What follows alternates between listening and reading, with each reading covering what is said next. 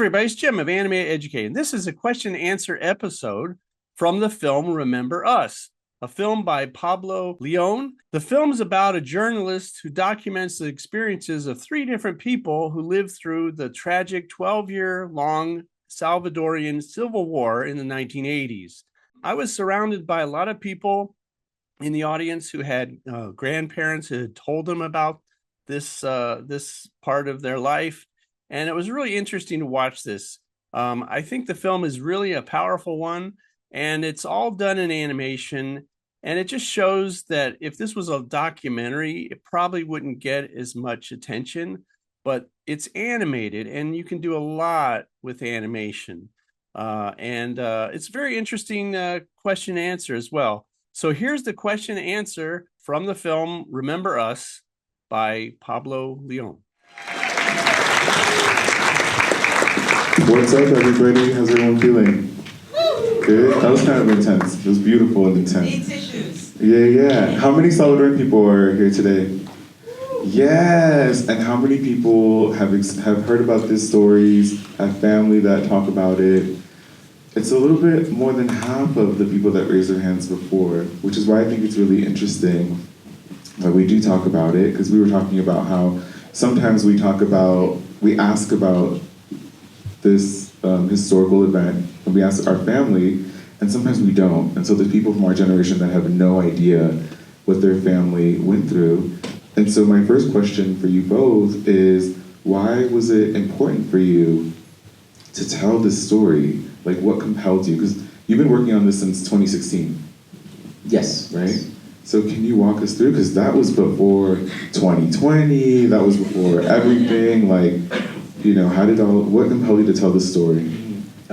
First of all, thank you for being here, and thank you all of you for taking this morning to come and watch this. I would say even further back. When I moved to the States, virtually no one really knew about the armed conflict in my country. And, you would talk about it, I would mention it, and people would be like, what are you talking about? And that was a similar story with the EP, executive producer, Jonathan Rivas, who, he's from El Salvador, and we kind of just bonded on that idea of, okay, we should talk about, these events, this historical memory, and of this, very, to be blunt, like, we have, Central America is a very forgotten, ignored area. So that's kind of where we started, just trying to have this ongoing conversation. And, as far as I know, like, they don't teach this, as I was told, they don't teach about any of this in schools or anything like that. They don't teach it here either. So that's where we kind of just wanted to go in. And by the way, I'm not like crying. I got something in my eye on the lobby. It's okay to cry. No. I was trying to like get it out before we all started, and I think I hit it too hard. I know I came in and he was like all like bleeding from his eyeball. But yeah, basically it was just about at least having that conversation to be like, okay, well, let's talk about this. Let's talk about this event that has unfortunately defined our region for the last 2 or 3 decades, whether we like it or not. So I came into this project in 2022, where Pablo and I, we had known each other already, but we were at a film festival in Guadalajara, and he and Rebecca, who's one of the producers as well, approached me with this project, and had this idea and told me about it, and I was like, yeah, I'm definitely interested, and he sent me the script, and then I read it, and then I knew I wanted to hop in and produce this. And funny enough, like I when I do short films, I tend to do live action, or I prefer to do live action because I already work in animation full time. I'm like, I don't want to go home and work on more work, So, but it was just for me, as someone who's Mexican and Salvadoran, and also very familiar with the war, and my dad had to come over here because of that reason. I hadn't seen a project like this come up yet that wasn't something that just felt, unfortunately, like a lot of movies about Civil War is a little hokey, you know, like it's almost like, at least this felt, you know, like it very intentional in the story that it was trying to tell, which is not trying to get a specific message across, but really start a conversation. Yeah, and I think it did that. I actually watched it with both of my parents. My dad left a little bit before the war, and my mom was there during it, and it sparked up this conversation that lasted for like a good few hours. And then I brought it up to other people that I had just met, and it also inspires stories as well. So I think you really like handled you met your goal in that way. How many stories did y'all have to hear to decide on these stories? Yeah, when I was younger, 20 pounds lighter, I did a short investigation. I talked to a lot of people. I lived in Maryland at the time, and there's a lot of Central American people there. But it was a little bit hard because I did get to talk to a few people, but rightfully they didn't want to talk about this, and you know, especially to a stranger. So, but I did get enough to at least start the initial idea, and then later on, where I was prepping for another round, and and then COVID happened, and so that kind of like threw off everything. But I had a friend that lived in El Salvador at the time, and she helped me set up this document where people could write or send audio clips and just completely anonymous. And that's pretty much how I got probably the bulk of the stories. And a lot of them felt very similar too, but they were still very like hard. They were very hard to hear and very hard to read. But I think the way I look at it is also like it's a very Latin American thing. Like there's a lot of resilience. You talk about these horrible things, and it's like, well, you know, but I still have to move on. I have to like live. I have to buy bread tomorrow. So Yeah, you know. which is so wild. We talked about that because I was like, I forgot about the aisles at Trader Joe's, is what I always say. And our families like dealt with all these things. Like I get anxiety for the dumbest things, and then these people survive. Like, you know, things that you couldn't even imagine. So, I mean, how true to the actual stories did you stay when you created this? Pretty close. I think what impressed me too was also the bleakness, but also there was like a little bit of light on all of these. I would say like for a lot of them, I just modified little things where I felt like narratively I needed to move here and there. But otherwise, no. Like I would say that even the first story, I did it as is. You know, now whether, and you know, I guess for context. All of these take place in different time periods of the war. Like the first one takes place during the final offensive or the Ofensiva Hasta el Tope of '89, where the rebel army went into San Salvador, and you know they almost won. And so that's kind of then that period of where that takes place. So I took that. I kind of just ran with it at that point. Yeah, because you have a line in there, one of the stories, where the little girl says that she looked at the dead and she felt like they had it better because how was that something that you added, or was that in actually one of the stories? No, that was a line in the story that this person said. It was like I said, I think there's like a bleakness to it, but it's also like a resilience, you know. Yeah, because I mean, when I first heard that line, I was like, that is so intense to think. You know, you look at the dead and you think that they somehow have it better. And so that was such a weighted a line that was, it's such an easy line in the film, but it's so heavy. Was it emotionally taxing for either one of you to hear the stories? Was it a lot? Like how? I don't know about you. Do you want to answer this one? Or Yeah, sure. Yep, I'll do it after. Yeah. I mean, I think for all of us that worked on this, we had, for a lot of you who know how animation works or don't know, like, you see this in a lot of different versions. So like starts off as storyboards where they're drawings, and then it gets designed, and then it gets roughly animated, and it gets animated. But I think really the version that we knew that was strongest, that we knew like, all right, this is the way we wanted to move forward for animation, was when Sandra Powers, our editor, came in. And she's done a lot of like animation as well, but she also loves horror and does a lot of horror.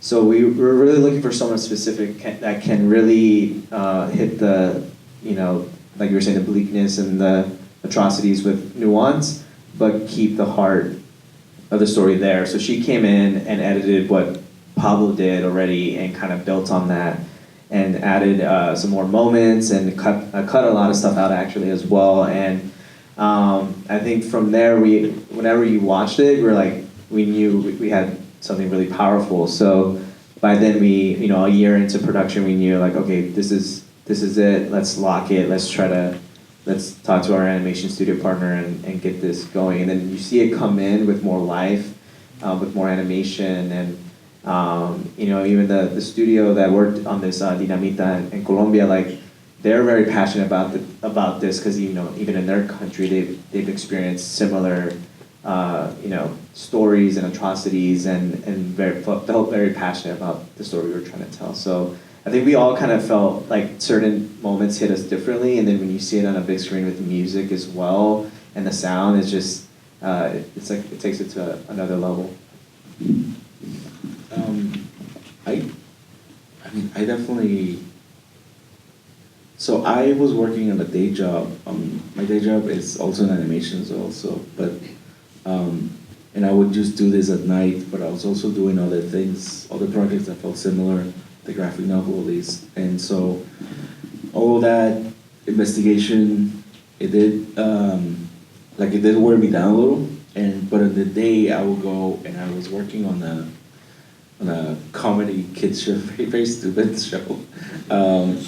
That I think that kind of felt that was like the balance of how I kept myself a little intact. There were times where, and I felt a little silly saying this, but sometimes I did feel like I did catch like a little PTSD from the PTSD, and I think, but I've read about this from journalists who they've gone through the same situations, and I thought, okay, so this is normal.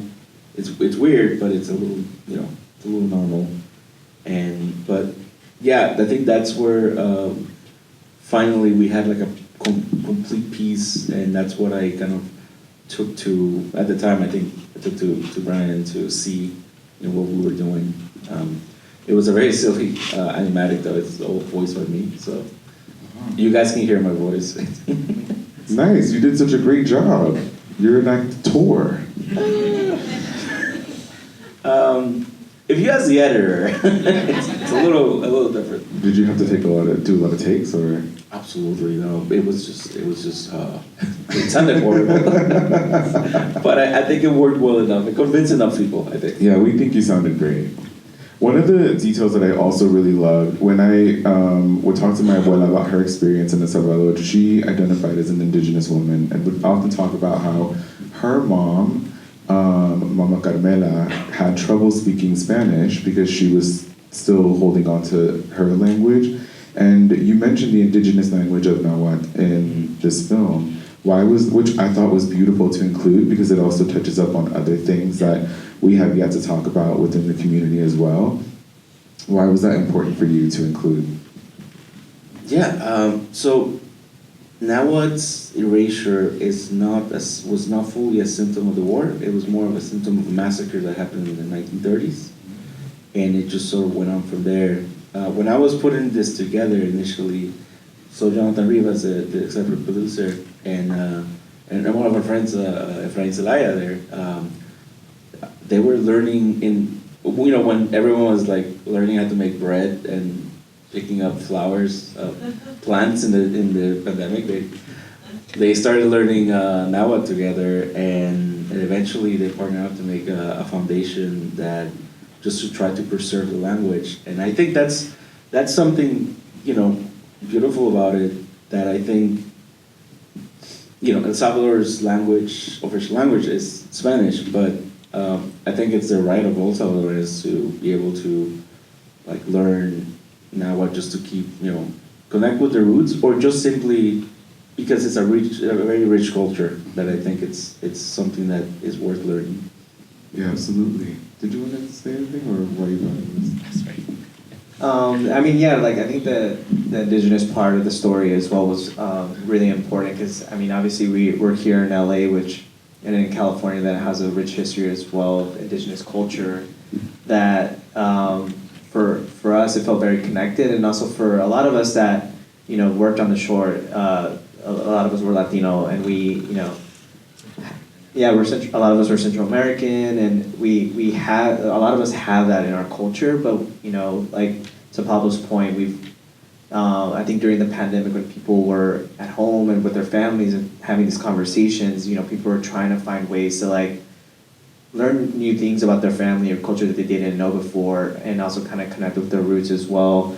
Other than like us doing like a 23andMe and finding out, Yeah, like we were talking about it's the like. language. It's another level to actually learn the language and connect with people over there as well that still live that way and don't speak Spanish, right? Absolutely. I mean, I think a part of what I still feel as being Salvadoran is that there's a lot of our history that just kind of keeps getting erased in a lot of ways. And so there's so much that we don't know about. Either it's because of loss of translation or literally people being killed. And so we lose a lot of our history. And so just seeing a film like this is super important. But I also wanted to bring up, since we're talking about language, that you made the decision to also make the film in English versus in Spanish, and you have Spanish subtitles. Why was that important for you to do as well? Yeah, I can jump in on this one too. So, we kept going back and forth. We actually had two scripts, one in English and one in Spanish, and we initially intended for it to be in Spanish, and when we brought in our casting director, Ala Luna, and we were looking to cast Salvadorans, and we did cast Salvadorans in the short, but we wanted them to speak Spanish. But although there are actors in it, at the end of the day, we kept talking about it. It was like, well, who is this short for? And really Pablo's like, well, this short is for me to tell the story that I want to tell, but also like it's for a lot of the new generation as well. And Alexis, who's been helping us out as well with the short, let us know that Gen Z now don't speak as much Spanish as millennials, and we're both like millennials and we both speak Spanish, but it was also meant for people here in the U.S. As well to kind of connect with this story and make it a little bit more accessible, and not necessarily for obviously for an audience in Latin America as well, but we felt like we would have a stronger impact and a stronger conversation for the generations of children that were born here, that are Salvadoran, and grew up here as well. Yeah, that's like unfortunately a lot of our parents or grandparents that came here, they meant well when they wanted to shield their children from these atrocities. But unfortunately, as history moves forward, and it does kind of repeat itself sometimes, and so sometimes their kids or their grandkids, they really don't know anything about this history. They start looking, and I think that was kind of where we wanted to approach it as, okay, this is a conversation starter for you. Yeah, absolutely. I think we were talking about earlier how when I asked my mom doesn't remember a lot, but I was like, what was it like to grow up during that time? And she was like, yo no sé, yo era una niña. And I'm like, I did the math, I was like, you were 18 years old. Like, what do you mean you were like a child? Like, what do you...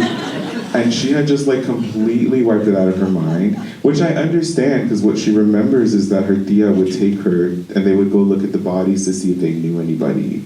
And that was like a thing where they're like, just like a daily thing that they would just go and see who they knew.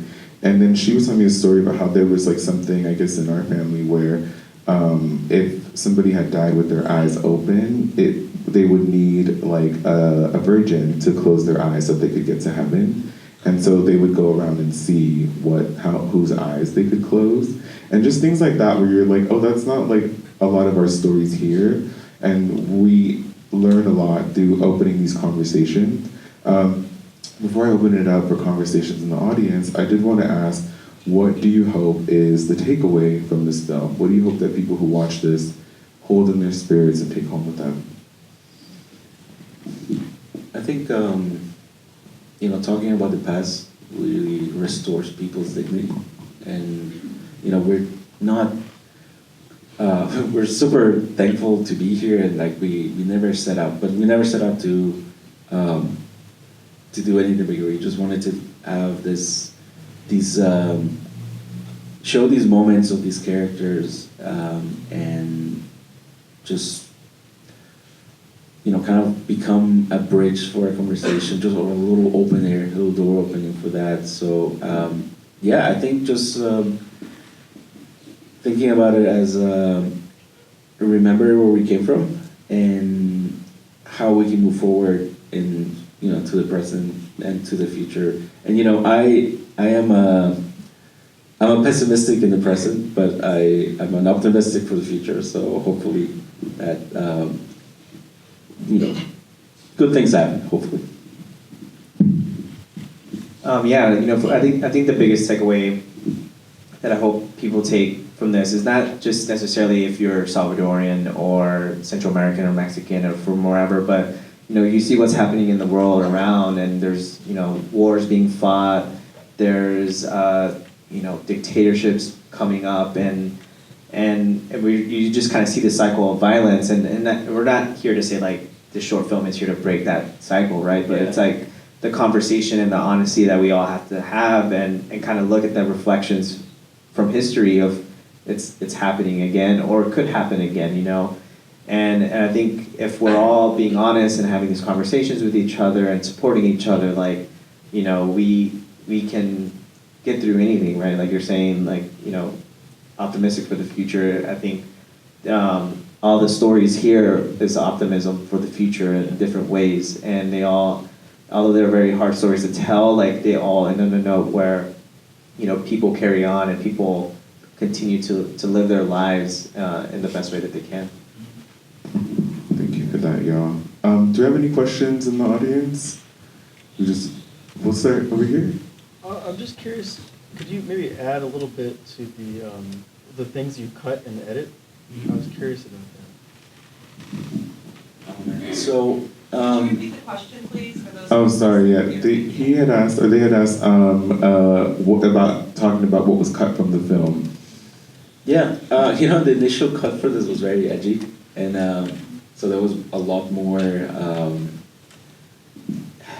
I don't know, not necessarily graphic violence, but it was just bleak.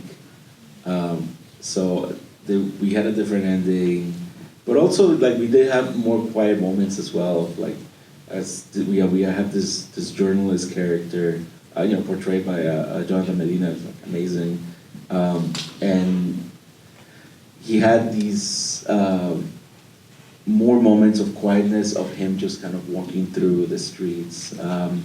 And I know that that kind of just builds the character, but ultimately it was a very long cut. It was like a 20-minute long cut. And it's a short film, so no one really wants to sit through 20 minutes of that, of like a character. But I would sit through that. Yeah, I was gonna say, was it hard for you to cut that? Because as a creative, sometimes you're like, oh, it needs that scene though. So that was a whole, segue into what you were saying about with our editor Sandra, who that was definitely one of those scenes that it did hurt a little bit to let go, but ultimately it was for the best. It was for the best. Yeah, creatives, it's like we don't want to cut nothing. Yeah, no, it was. I was just so if I being honest, I was so anal about it. I was just like, this is my vision. Yeah, this is how I want get it. If it's 3 hours long, it's 3 hours long. but it was good to compromise. Yeah.